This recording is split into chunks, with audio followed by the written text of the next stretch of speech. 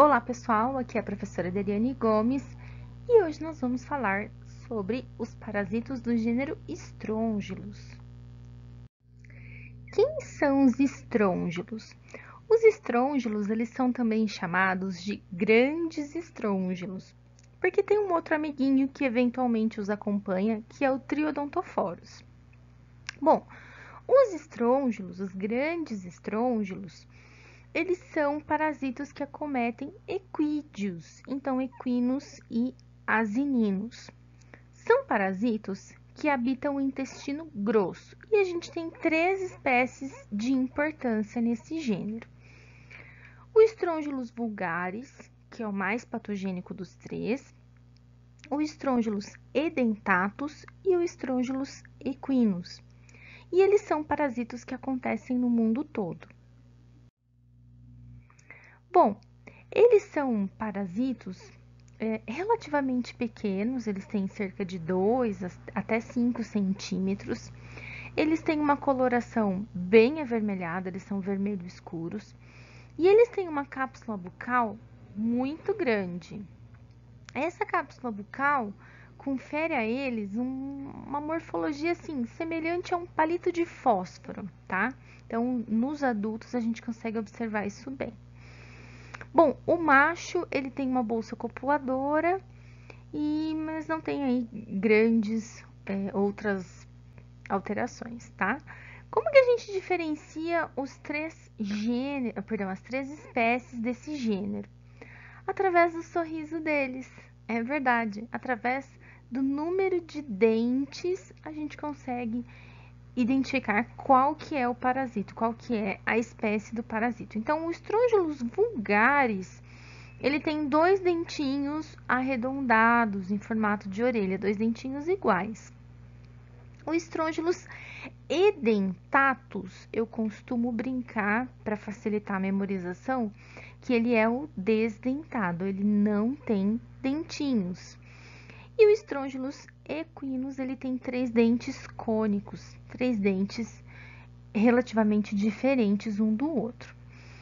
Bom, aqui nós podemos ver, então, mais claramente a morfologia deles. Então, observem que eles têm uma cápsula bucal bastante desenvolvida. Isso confere a eles um aspecto de bocão, né? Parece que eles têm uma boca grande. Alguns observam e falam, isso parece um dedo, né? Então, se a gente observar, o corpo do parasito fica parecendo o dedo e a cápsula bucal seria uma unha. Bom, de qualquer forma, é relatado aí que eles parecem um palito de fósforo por conta da cápsula bucal, né? Seria aí a extremidade onde tem o fósforo. E aqui a gente consegue identificá-los, né? Separar cada uma das espécies através dos dentes que eles têm. Então, lembrando, Strongylus vulgaris tem 2 dentinhos cônicos que parecem orelhas. Strongylus edentatus é o desdentado, ele não tem dentes. E o Strongylus equinus, ele tem 3 dentinhos distintos, eles são cônicos, né? Então, olha, 1, 2, 3. São dentes cônicos e eles não são iguais. Então, pessoal, uma brincadeira só para ajudar vocês a memorizar quais são as espécies de estrôngilos associando com o número de dentes que elas têm. Então, olha só, o Strongylus vulgaris tem 2 dentinhos. O Strongylus equinus não tem dentinhos. Perdão, Strongylus edentatus, né? Não tem dentinhos. E o Strongylus equinus tem 3 dentinhos, tá bom? Só para ficar mais fácil de memorizar, associando aí com imagens que são mais agradáveis, mais bonitinhas. Em relação ao ciclo dos estrôngilos, nós temos 2 fases nesse ciclo. Uma fase, então, que vai ser comum aos 3 estrôngilos, e, num segundo momento, cada estrôngilo, cada irmãozinho segue sua vida, tá? E eles terão ciclos distintos. Bom, em relação à fase que é comum, ou seja, que é igual para os três, como que acontece essa fase? Essa fase se inicia a partir do momento em que os adultos estão lá estabelecidos no intestino grosso, então no seco ou no colo. Essas formas adultas, essas formas L5, elas se fixam por mordidas no intestino grosso, né? Vocês viram que ele tem um bocão, né? Eles têm, e aí, a partir dessa estrutura, eles conseguem se fixar lá no intestino grosso. Ocorre a cópula entre eles, as fêmeas produzem ovos que são segmentados, tá? Então, só recordando vocês, ovos segmentados são esses ovos que a gente consegue observar as células e eles são eliminados nas fezes. No ambiente, a gente tem o desenvolvimento de L1, em aproximadamente 2 dias nós temos o desenvolvimento de L2 e em seguida a forma infectante que é L3. E aí o equino ele vai ingerir essa forma infectante juntamente com o seu alimento. A partir daí vai se iniciar o ciclo endógeno, que é um ciclo mais longo, é variável entre uma espécie e outra, mas pode chegar até 7 meses, em torno aí de 5, 7 meses. E agora o ciclo passa a ser distinto para cada um dos estrôngilos.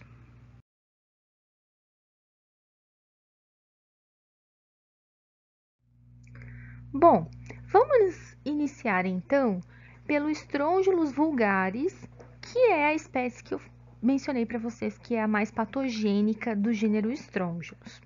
Então vamos lá. Inicialmente a gente tem o ciclo comum, né? Então estão lá os adultos no intestino, eles vão copular, produzir ovos que são eliminados nas fezes, e a gente tem o desenvolvimento de L1, L2 e L3 no ambiente. Então o equino vai se infectar ingerindo L3 juntamente com a pastagem. Uma vez então que essa L3 foi ingerida, se inicia o ciclo específico do Strongylus vulgaris, né? Também chamado de ciclo longo, que é a parte específica do vulgaris. Bom, então, essa larva que foi ingerida, ela vai chegar até o intestino. No intestino, ela vai penetrar nos vasos sanguíneos e lá ela vai levar a vida dela como? Se prendendo e desprendendo do endotélio vascular, tá? E aí, o que acontece? Se eu tenho, né, um parasito causando lesão nesse endotélio, a resposta esperada para isso é formação de trombos, formação de êmbolos, formação de aneurisma. Bom, e ela vai migrando até chegar à artéria mesentérica cranial. Qual que é o resultado disso? Então, imaginem, né, a artéria mesentérica cranial, que é uma artéria de grande calibre, né, derivada aí da aorta abdominal. Imaginem se esse aneurisma chega a se romper. Então, toda a irrigação intestinal vai estar rompida. Fora o fato da grande hemorragia que esse paciente vai sofrer, o resultado disso é óbito. Por isso que nós dizemos que ela é a mais patogênica das 3 espécies, tá? Porque esse paciente pode vir a óbito. Claro que os estrôngilos também estão associados à cólica equina, não é a única causa de cólica equina. Eu sempre brinco que quase tudo pode levar à cólica no equino, tá? Então, muitos outros fatores podem estar envolvidos, mas a presença de estrôngilos é um deles. Bom, só que esse Strongylus vulgaris, ele não vai levar esse estilo de vida para sempre. Então, chega um momento em que ele cansa, entre aspas, tá? Uma brincadeira. Chega um momento que ele cansa dessa vida e fala, agora eu vou voltar para o intestino. Então, ele sai desses grandes vasos, chega no intestino, forma um nódulo. A partir desse nódulo na parede intestinal, ele consegue, né, esse nódulo se rompe e ele consegue chegar até a luz do intestino. E aí, ele vai fazer o quê? Ele vai completar o ciclo dele, né? Então, se transforma em adulto. E aí, esse ciclo se reinicia. Então, esses adultos vão copular, né? Eles se prendem no intestino, mordendo a parede intestinal, mordendo a mucosa intestinal, e aí eles vão copular, as fêmeas vão produzir ovos e o ciclo reinicia. Bom, pessoal, aqui a gente consegue observar um trombo. Olhem a dimensão desse trombo que se formou na artéria mesentérica cranial em decorrência do parasitismo por estrôngilos vulgares, né? Então, observem a dimensão disso daqui. Isso, além de obstruir passagem de sangue, provoca turbilhonamento desse sangue e leva à formação de aneurismas, né? Porque está fragilizando também a parede dessa artéria. Resultado final, né? Então, o resultado final disso aqui é que esse vaso sanguíneo se rompeu, essa artéria se rompeu e esse paciente veio a óbito. Temos uma outra situação aqui resultante do parasitismo por estrôngilos vulgares. Olhem bem isso daqui. O que a gente tem aqui? Uma região de infarto intestinal. Por quê? Né? Porque esse estrôngilos que estava parasitando um vaso sanguíneo que irrigava essa região provocou obstrução, né? Ou então ruptura desse vaso sanguíneo e a gente teve essa região de infarto intestinal. Consequência disso, esse paciente também veio a óbito. Muito provavelmente ele apresentou uma síndrome cólica e veio a óbito de forma bastante rápida. Bom, falamos dos estrôngilos vulgares, mas e os irmãozinhos dele? Então, a gente tem também o estrôngilos edentatus, que é aquele que não tinha dentinhos. Então, esse estrôngilos edentatus, ele passa pela fase comum do ciclo, adultos no intestino, L1, L2, L3 no ambiente, o equino ingere essa L3 junto com seu alimento. E aí ela vai penetrar no intestino delgado e agora ela toma um caminho um pouco diferente. Ela vai para a circulação do sistema porta, então ela vai ficar lá no fígado. O que essa L3 vai causar lá? Vai causar destruição do parênquima hepático. E aí ela sofre uma equidise e se transforma em L4, rompe a cápsula do fígado e cai na cavidade abdominal. Lá na cavidade abdominal, ela não tem o que fazer da vida e ela começa a se fixar em outros órgãos, né? Então ela pode se fixar na serosa externamente em outros órgãos, formar nódulo nesses órgãos, provocar peritonite. E aí chega um momento que ela fala: cansei dessa vida boêmia, vou continuar o meu ciclo. E ela vai penetrar na mucosa do intestino delgado e se transforma em adulto. E aí volta para a fase comum do ciclo. E nós temos também o estrôngilos equinos, que ele vai fazer o inverso do estrôngilos edentatus. Lembrando que o estrôngilos equinos, ele possui 3 dentes cônicos. Bom, então ele passa pela fase comum do ciclo, penetra no intestino delgado, lá no intestino delgado ele vai cair, atravessar a parede do intestino delgado, né? E cair diretamente na cavidade abdominal. E aí ele fica fixando, né? Externamente em diversos órgãos. Isso pode levar ao aparecimento de peritonite. E depois que ele cansa de ficar lá pulando de órgão em órgão, ele vai para o fígado, onde ele também destrói o parênquima hepático e se transforma em L4. Depois disso, ele cansa de ficar no fígado e vai para o intestino para completar o ciclo e se transformar em adulto. Então, olha, só para destacar as diferenças, estrôngilos edentatus primeiro vai para o fígado, depois para a cavidade abdominal e aí volta para o intestino.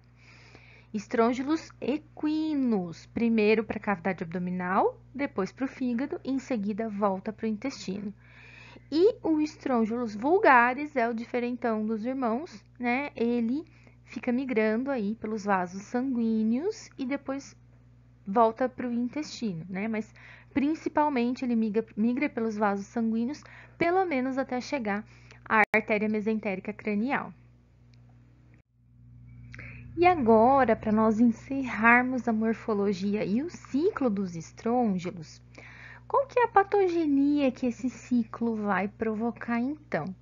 A migração larval, principalmente nos vasos sanguíneos, vai induzir a formação de trombos e toda a consequência decorrente disso. Então, formação de êmbolo pode vir a obstruir algum ponto específico, né, da circulação. Além disso, essa lesão nos vasos sanguíneos também pode levar à hemorragia. Então, o fato, né, desses estrôngilos ficarem se prendendo e desprendendo do endotélio podem levar à hemorragia nesses pacientes parasitados por estrôngilos. E eu mencionei para vocês que sempre com estrôngilos tinha um amiguinho deles que não era tão patogênico quanto eles, né? Não é tão patogênico, mas que está sempre juntinho, que é o Triodontophorus. O Triodontophorus, ele é um tipo de estrôngilo não migratório, tá? É como ele é conhecido popularmente, como grande estrôngilo não migratório. Ele também acomete equinos asininos, sua localização, né, seu órgão-alvo também é o intestino grosso, e a gente tem algumas espécies de importância que são o Triodontophorus serratus, Triodontophorus tenuiculis, brevicauda e minor. E também é um parasita, um gênero que ocorre no mundo todo.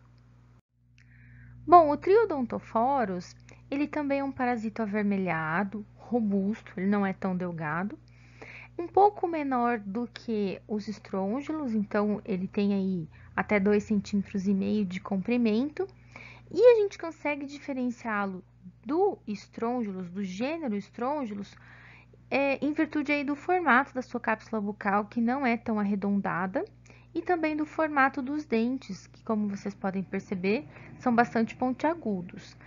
O ciclo dele não é bem conhecido, tudo que nós sabemos é que eles não têm hábitos migratórios, né? Assim como os 3 estrôngilos que nós acabamos de ver.